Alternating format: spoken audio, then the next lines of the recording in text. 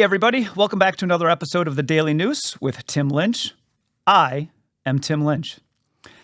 Today, we're going to hit one of the third rails of the left. I know.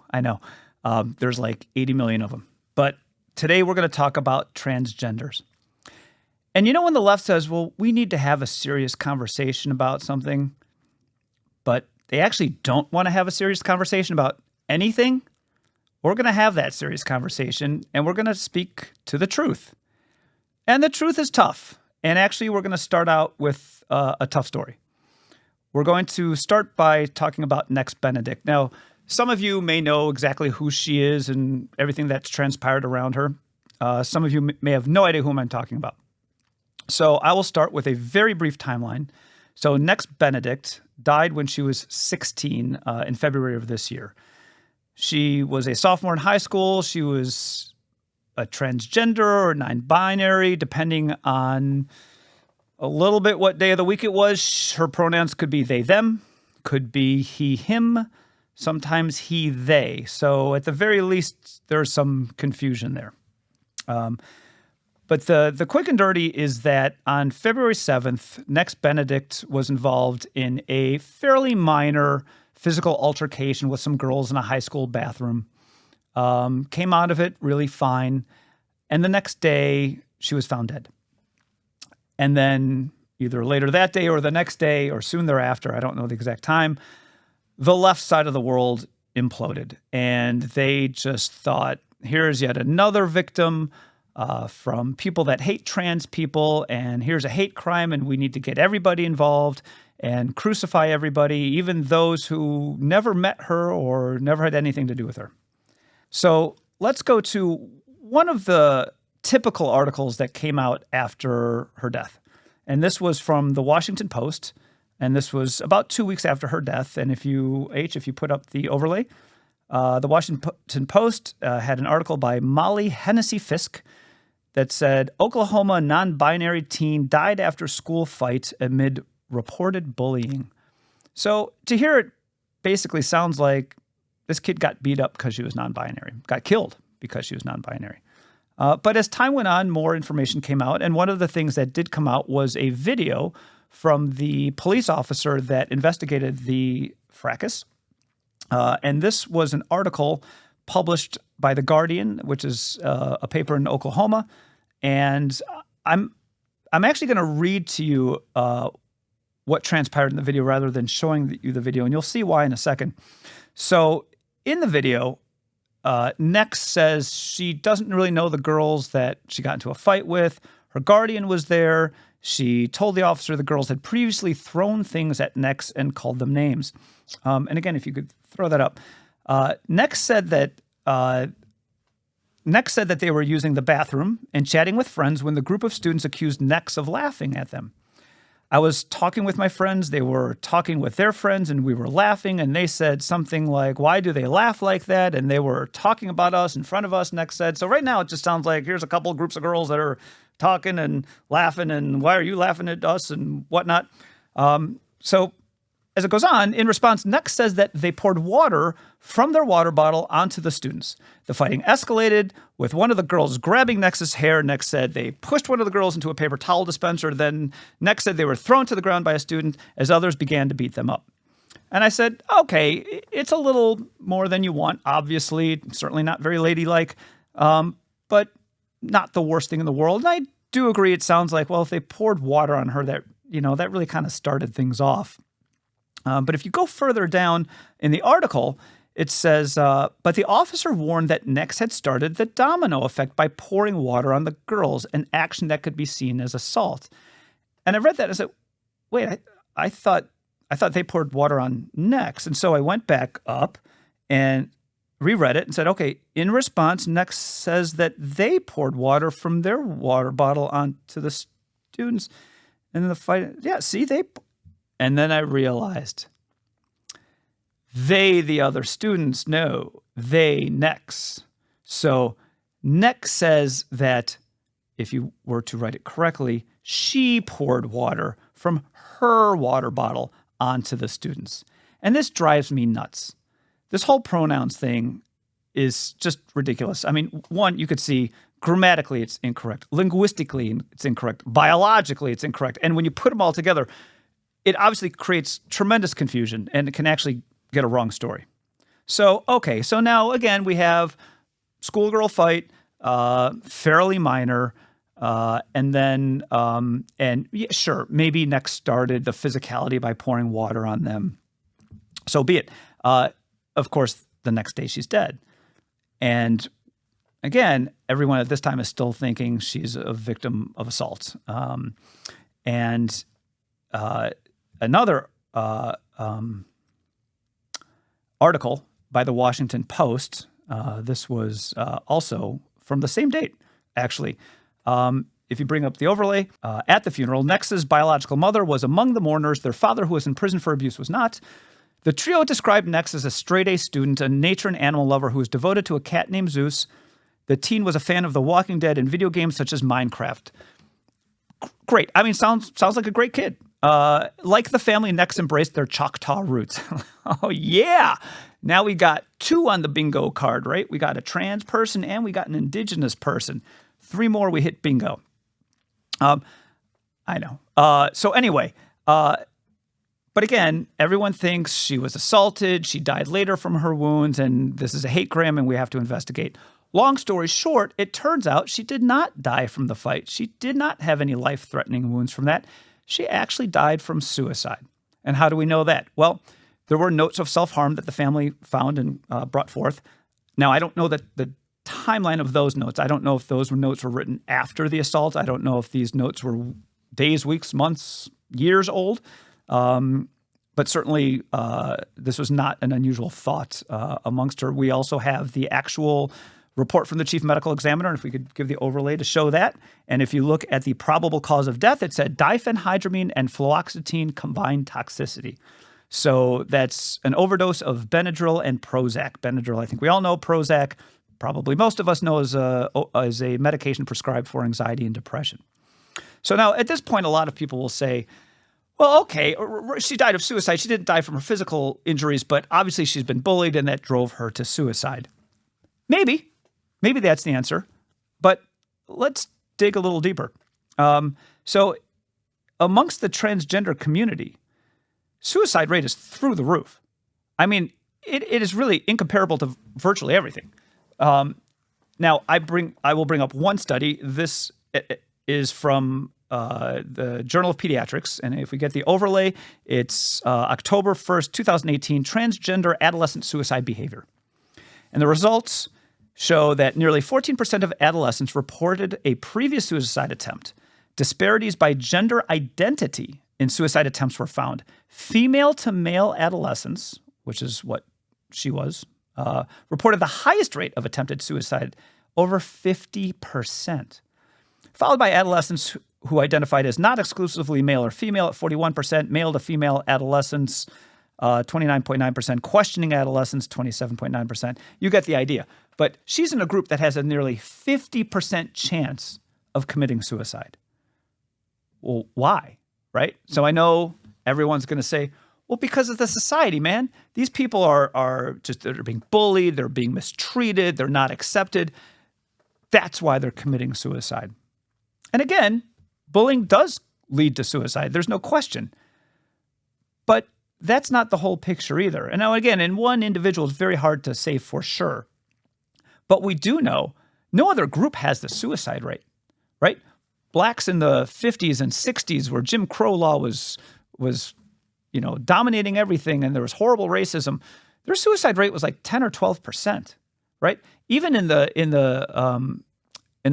slave era, the suicide rates were rare, actually amazingly rare. People didn't expect them to be that low. So just to say they're mistreated or unaccepted is certainly not the answer, not to compare a 10 to 12% to a 50%.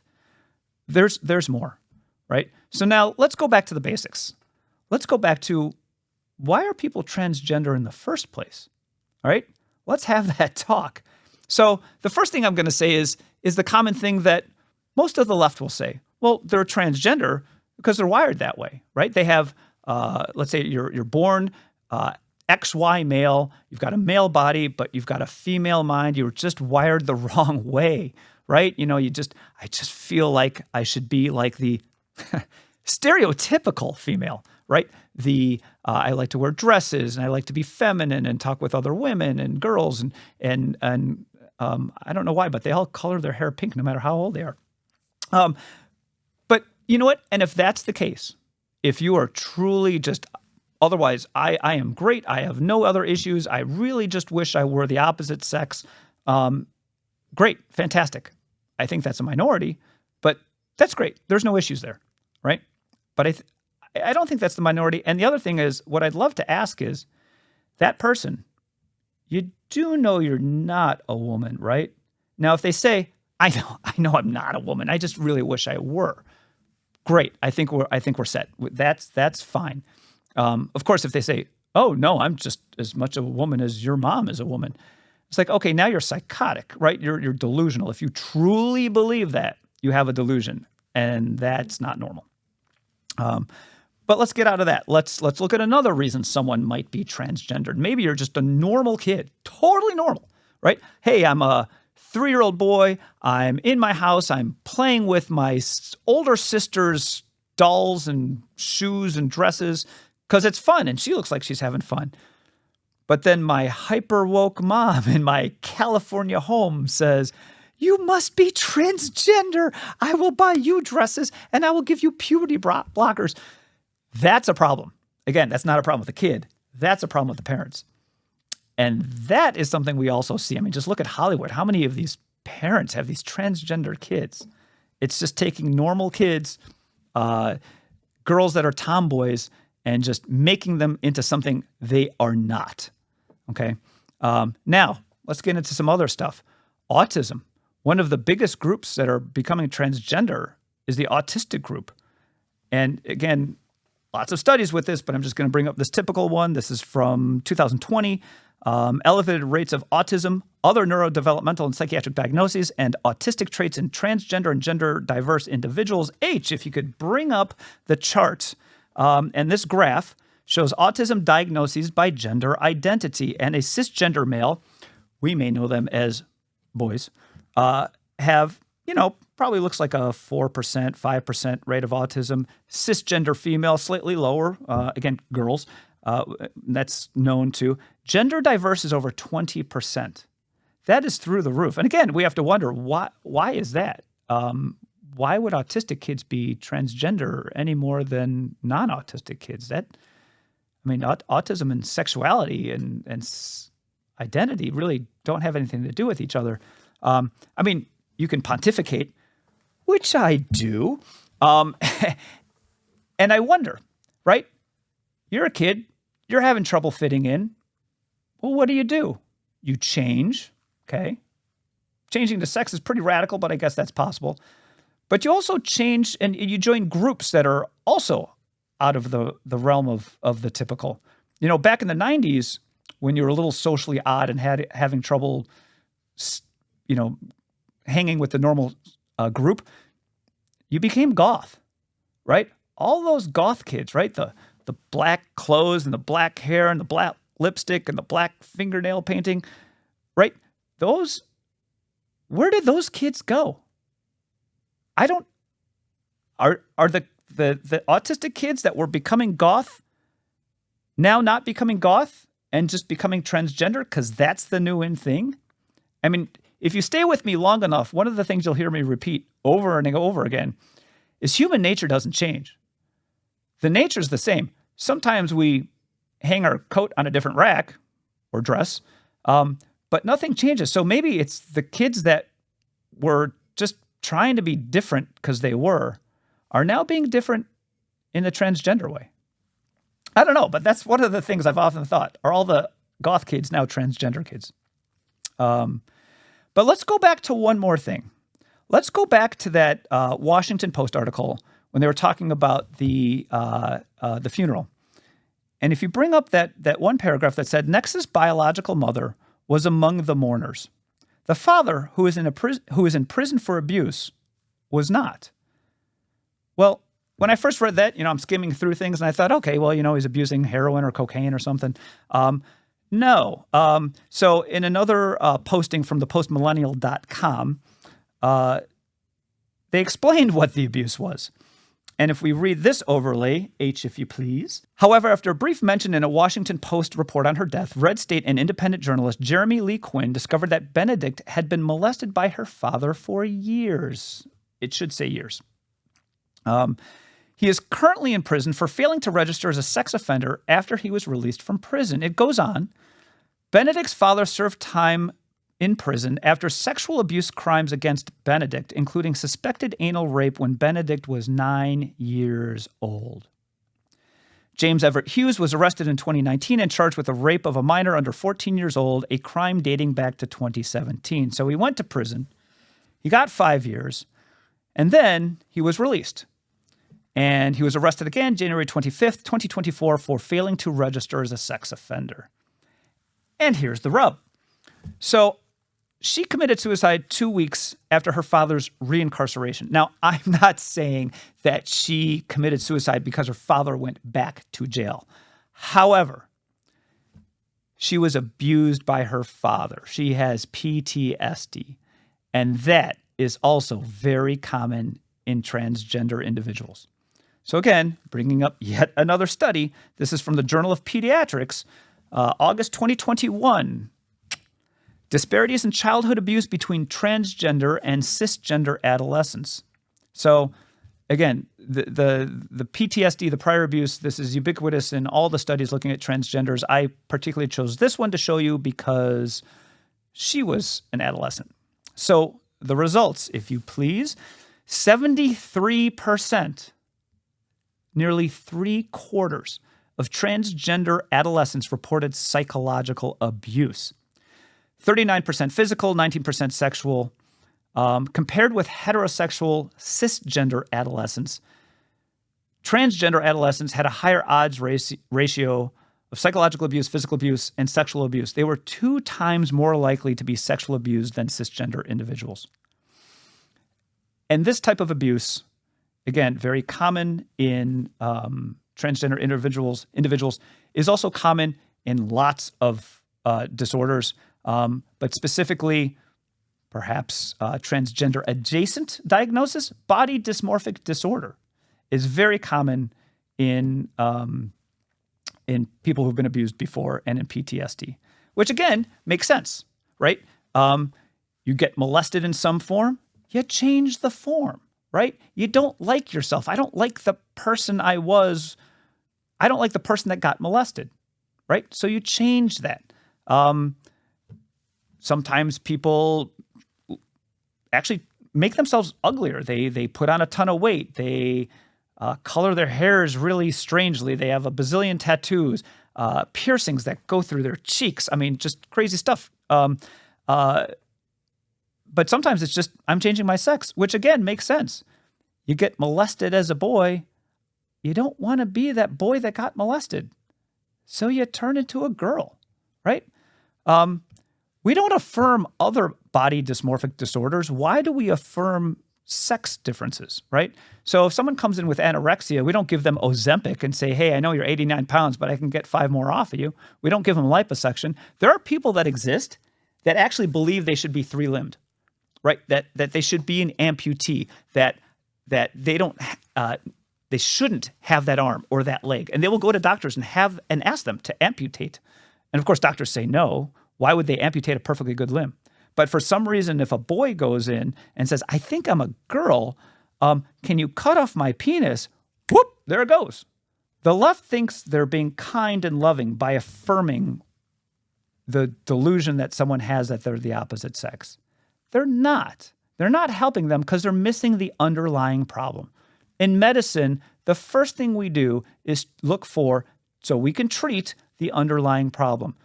If someone comes in and says, I'm the opposite sex, the first thing you should find out is if they've been abused, because that needs to be treated. Are they autistic? That needs to be treated. We need to be kind and loving and treat them appropriately, not kind and loving and give them everything they want, which is actually more harmful than anything. You wonder, if Nexs came in and said, I want to be a boy, or I'm gender fluid, or my pronouns changed from last Thursday, the first thing you should say is, you know, your dad molested you when you were younger. Let's hold off a little bit on the sex change thing, and let's get you treatment for your PTSD, right? Or you come in and you have a body dysmorphic disorder. Let's hold on before we start slicing and dicing. Let's find out how we can treat that problem or treat the autism. Be kind and loving and treat them with the truth. And the truth is tough. I'm not saying go out there and just see some random person you don't know and say, hey, man, or woman, or whatever it is, you're not really the opposite sex. We need to find out your underlying problem. This is tough. This is something that needs to be done by a physician. This needs to be something that is done by a loving family member, a very caring and close friend. But we need to speak the truth because people need to hear the truth. If Nexs heard the truth, maybe she would have gotten the treatment she needed. Maybe she would still be with us today. We can't go in this backward world of fat is beautiful and healthy and boys are girls. We have to go to the underlying problem. And with that, I think we're done here. It's a little darker news today. Thanks for joining us. I hope to see you next time. And in the meantime, stay safe, stay armed, keep your feet on the ground, and I'll see you next time. Thanks.